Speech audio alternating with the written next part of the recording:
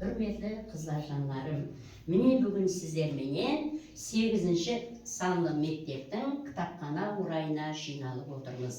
Біздер кітапханаға әмме уақытта да дүния жаңалықтарын танысу үшін, өздерімізді қызыққан әдеби кітапларды оқу үшін келеміз, Ал енді бүгінгі өте жақ темамыз Қарақалпақ хаял қызларының сырласы болған, мұңласы болған Шыңғобыздың тарихи әңгімелерін айтып бермекшімін. Шыңғобыз хақында аңыз. Атақлы Шымбай қаласында Арухан деген құрышы қыз болыпты. Құр дегеніміз мынау мінекей. Мынау ата-бабаларымыздан қалған құр, мынау қара үйге безек береді. Құр деген ата-бабалардан қалған құрымыз мынау. Ескі құр. Осындай құрды тоқиды екен. Ол құрды тоқып отырған уақытларында бір уақытлары мынау нағыз қой Сол нағызлар келіспей қалады екен. Сол уақытларды қайтадан кесу керек болады. Сонда мынандай жерін кесетұғын бөзі бар екен, пышағы бар екен. Болмаса мына құрдың өзін кеседі, ямаса зият мынандай жіплерін кеседі екен. Соны кесетұғын пышағы бар екен. Ол пышақ пайдалана беріп, жіңішке болып қатты. Мынау Шыңғобыздың тіліндей болып жіңішкеріп қалған екен. Бір күні ол шаршап отырса, қолындағы пышағы жіпке тиіп, жерге шың еткен сес шығарыпты. Жерге түсіп кетеді. Сол уақытта бұндай ғайры табиғи дауысты естіп, хайран қалады. Қайтадан пышақты жерден алып, және тастап көреді. Қолына алып, біресе олай, біресе бұлай көреді. Ол пышақтың сабы да жоқ екен. Әттегі сабы да жоқ екен. Сөйтіп, ол пышақтың сабы түсіп қалған, мынандай болып тұрғанда, енді темір болып тұрғанда құры. Сөйтіп, қалтасында гілті бар екен. Сол гілті алып, аузына басып көріпті. Гілттің үстіне пышақты қояды, мынандай. Пышақтың ұш бетін мынандай қайрады екен. Мына Шыңғобыздың мына ері қайырлы ма? Сол жерде шерті ұшын қайрады. Сөйтіп, аузына басып көрсе, хауаз шығады. Бұндай хауазды ешқашан естіп көрмегеннен кейін, және қайтадан шертіп көреді. Ол дем арқалы хауаз шығады екен. Осындай қылып сазаспап соғып алсам болар ма екен деген ой қиялына келеді де, Шамрат деген темірші ұста бар екен. Сол ұстаға барады, сөйтіп көрсетеді.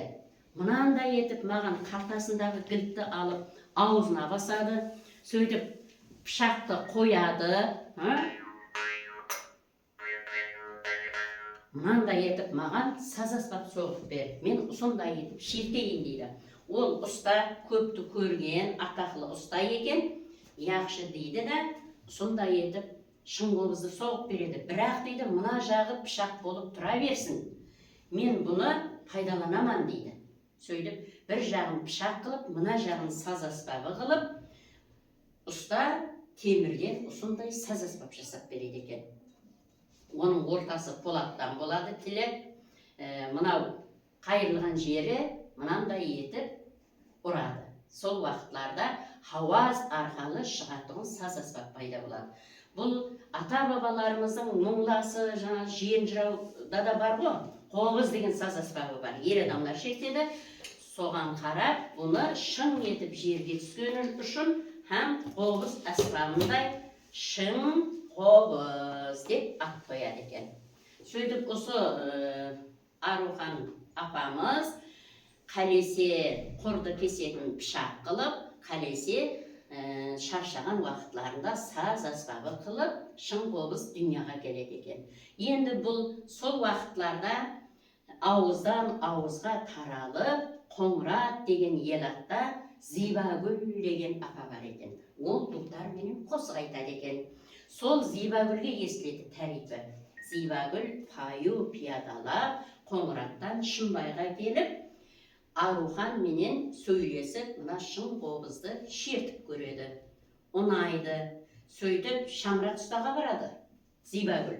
Ағажан, маған мынандай саз аспабын соғып берің, бірақ мына жері тек ұстайтұғын болсын, пышақ болмасын.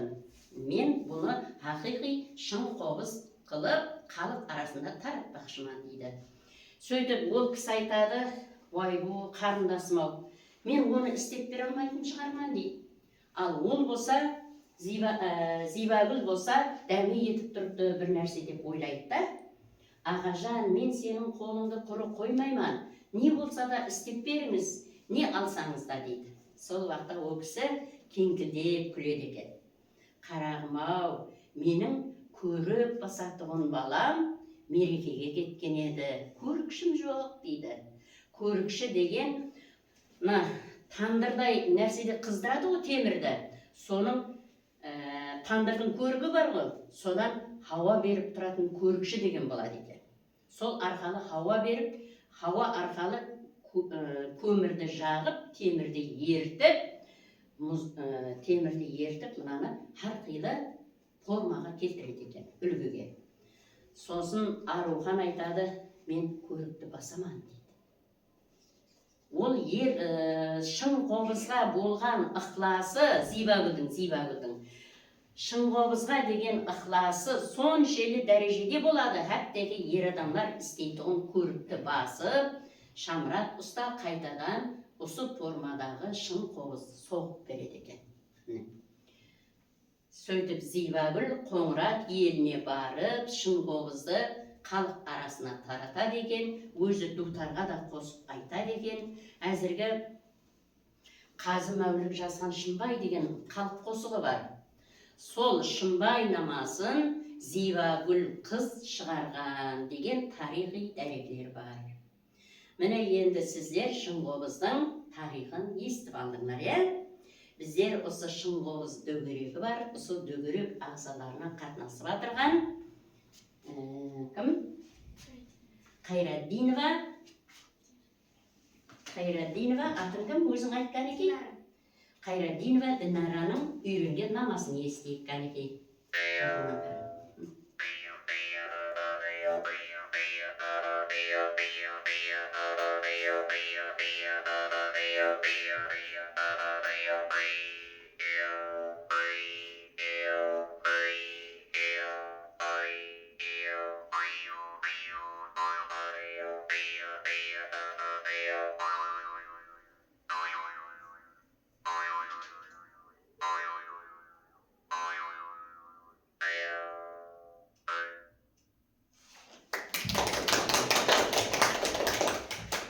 Ал енді осы шын қобыз туралы, енді бұлардың нотасы жоқ. Біздің тарихи дәйектерге қарағанда қу жолы, сыңсу, содан кейін және жетім қыз деген 3 намасы біздерге шекеп жетіп келген. Міне осы шын қобыз аспабын халық арасында үйретіп баруға әрекет етіп атырмыз. 2-5 күні Әр хәптенің 2-ші һәм 5-ші күндері шын қобыз күндері, бірақ районлық мәдениет орайында өтеді. Ал енді осы шын қобыз аспабын үйреніп атырған Сәттәрбе ва Гүлзия сіздерге сыңсу деген наманы шертіп береді.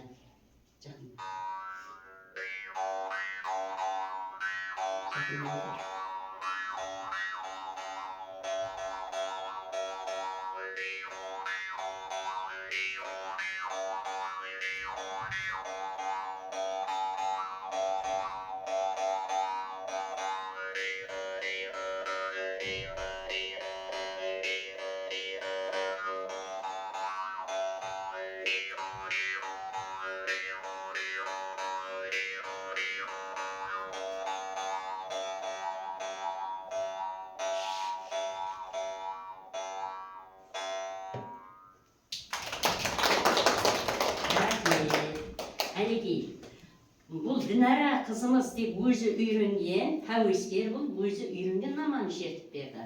Өзімізше не біздерге енді әрқилығы импровизация деген болады. Ойлап табамыз, сөйтіп үйренген намамыз.